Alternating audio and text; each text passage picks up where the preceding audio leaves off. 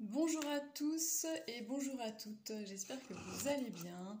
On se retrouve pour une vidéo sur la résilience.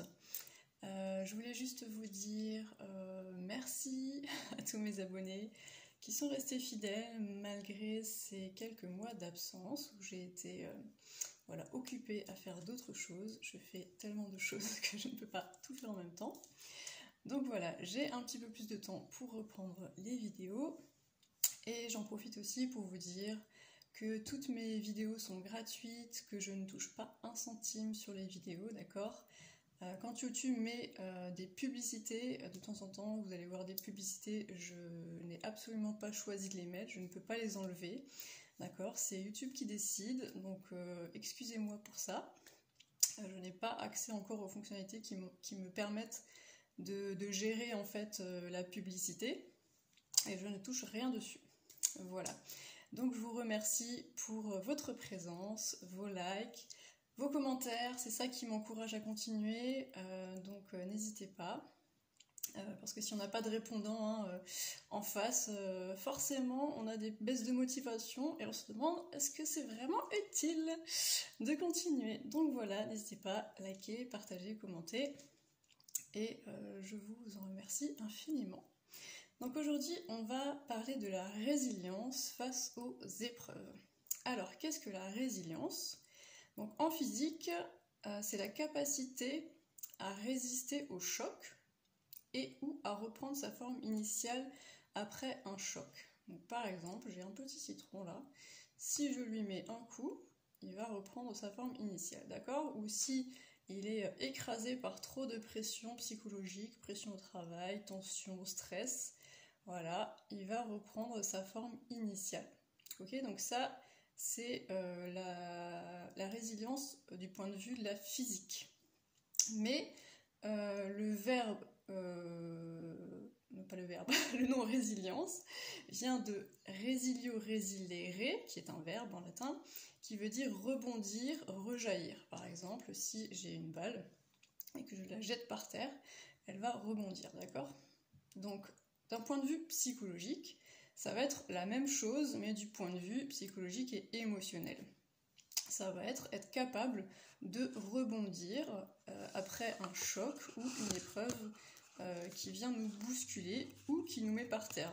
Si la balle, je la jette par terre, elle va passer un temps quand même à terre. Ça veut dire que vous avez le droit d'être en PLS après un choc émotionnel, vous avez le droit d'accuser le coup et d'avoir un temps comme ça où vous êtes un peu KO. Ça ne veut pas dire que vous n'êtes pas résilient, d'accord ?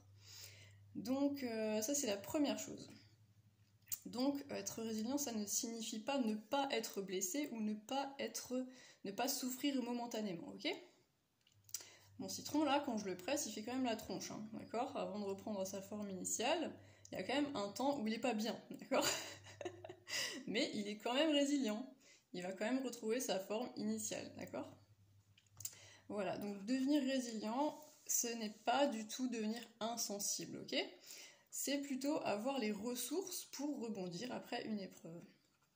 Alors on peut se poser la question, est-ce que la résilience est innée ? Donc pas du tout, la résilience n'est pas innée, elle s'acquiert par apprentissage. Par contre, on va retrouver des facteurs protecteurs ou des facteurs de résilience.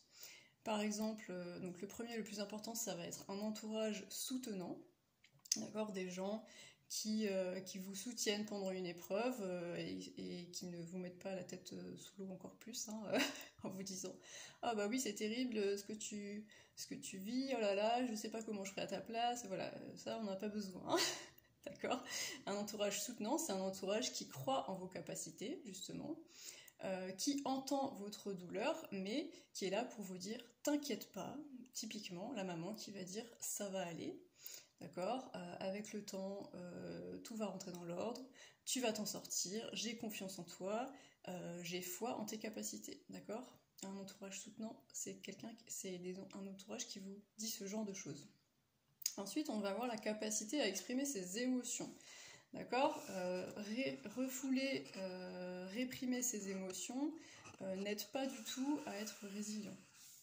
Ok, la capacité aussi à prendre du recul sur la situation, La capacité à demander de l'aide, ce n'est pas parce que vous allez demander de l'aide à quelqu'un que vous n'êtes pas résilient.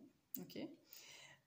Et enfin, une bonne estime de soi. Une bonne estime de soi, ça va être crucial pour ne pas prendre les choses personnellement. Donc là, je fais un petit détour par les accords Toltec. Vous savez que j'aime bien ça. Donc les accords Toltec de Don Miguel Ruiz vont aussi nous aider à traverser les épreuves. Donc par exemple, ne pas prendre les choses personnellement peut aider, par exemple, lors d'un licenciement. Ce n'est pas parce que vous avez un licenciement économique que ça va remettre en cause toute votre valeur personnelle, vos compétences et vos capacités, d'accord? Pouvoir faire ce distinguo-là, prendre du recul et se dire, bah oui, ok, là j'ai vécu ça, mais par contre je peux rebondir, je peux trouver autre chose, je peux me renouveler, me réinventer. Ça c'est très important pour pouvoir justement traverser les épreuves sans se sentir trop empêché finalement, empêché de continuer, d'accord? Ensuite nous pouvons aussi développer ce qu'on appelle des facteurs de protection face au stress. Donc ça c'est la base, hein. Normalement vous les connaissez, donc ça va être une alimentation équilibrée, un sommeil réparateur. C'est pour ça que quand quelqu'un est en dépression ou quand quelqu'un fait un burn-out, en tant que psychologue, on ne va pas hésiter à éventuellement conseiller à la personne de passer par de la prise d'anxiolytiques ou de somnifères pendant quelques jours pour justement préserver le sommeil, d'accord? Parce que sinon après vous entrez dans un cercle vicieux. Moins vous dormez, moins vous êtes en capacité de rebondir, d'accord? On a besoin de dormir, on a besoin d'un sommeil réparateur, on a besoin d'une alimentation équilibrée pour continuer à fonctionner. On a aussi besoin d'une activité physique régulière. Donc c'est pas forcément du sport, ça peut être 15 minutes de marche par jour ou 30 minutes 3 fois par semaine. L'idée c'est vraiment de vous oxygéner, de rester actif hein, pour que votre corps puisse éliminer les toxines, muscler vos muscles, votre système cardiovasculaire, etc. Et évidemment des temps de repos physique et psychique, d'accord, sans pression ni inquiétude. Donc ça va être voir des amis, faire des sorties, passer du temps avec votre famille, mais vraiment, enfin l'idée c'est vraiment de se vider la tête, d'accord? C'est vraiment trouver le repos psychique sans penser évidemment au travail, à tout ce qu'il y a à faire à la maison, etc. Tout le monde a besoin de ça, ok? Et une autre chose qui va aussi beaucoup aider, c'est de donner du sens aux événements. Donc l'idée c'est de trouver de quelle manière l'événement qui vient m'impacter peut m'aider à cheminer, à avancer dans ma vie, qu'est-ce que ça va m'apprendre sur moi-même, sur les autres, sur la vie en général, et comment je vais l'intégrer dans mon parcours, d'accord? Finalement, il y a ce qui m'arrive, et moi, ce que je vais en faire de ce qui m'arrive, et ça, c'est deux choses totalement différentes. Donc, pendant une épreuve, on va aussi retrouver tout ce qui est bénéfices secondaires, c'est-à-dire on va revenir à l'essentiel, on va apprendre quels sont nos vrais amis, hein, on va voir quels sont les amis qui restent pendant cette épreuve-là, qui est difficile, sur qui on peut compter finalement. On peut aussi se tourner vers la spiritualité et y trouver du réconfort. Donc on ne le dit pas trop, mais les gens qui croient en Dieu sont moins disposés à la dépression que ceux qui ne croient pas. Voilà, c'est une réalité. Je pose ça là. Pourquoi? Parce que finalement ça nous relie à certaines valeurs qui vont créer un cercle vertueux dans notre vie. Alors on n'a pas besoin de croire en Dieu, mais par contre si on a des valeurs, par exemple apprendre à pardonner, être tourné vers les autres, être attentif au petit bonheur de la vie, voilà, se recentrer sur ce qui est vraiment important, tout ça, ça va nous aider à finalement rebondir et à faire quelque chose de positif avec quelque chose qui est a priori négatif. D'accord? Et si on va plus haut dans cette direction, on va trouver des gens qui ont littéralement changé de vie après un choc, après une épreuve, par exemple l'annonce d'une maladie grave ou le décès de quelqu'un. Finalement, la proximité de la mort va changer notre regard sur la vie Et cette urgence de vie va nous faire reconsidérer toutes nos priorités finalement. On va se poser les bonnes questions sur ce qui est vraiment important, quel sens on veut donner à notre vie, et il y a des gens qui changent totalement de vie, du tout au tout, et qui disent après coup que finalement c'est la meilleure chose qui leur soit arrivée, d'accord ? Et ça, on appelle cela la croissance post-traumatique.